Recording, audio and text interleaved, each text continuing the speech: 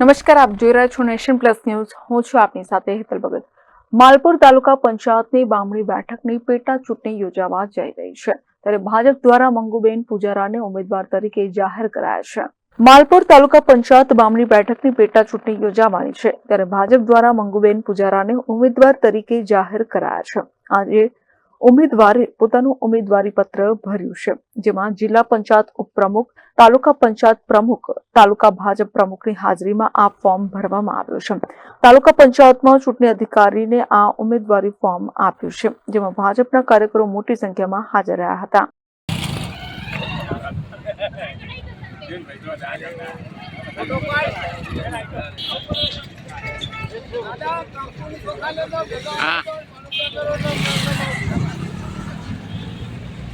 Kapil Patel, nation plus news, Aravalli.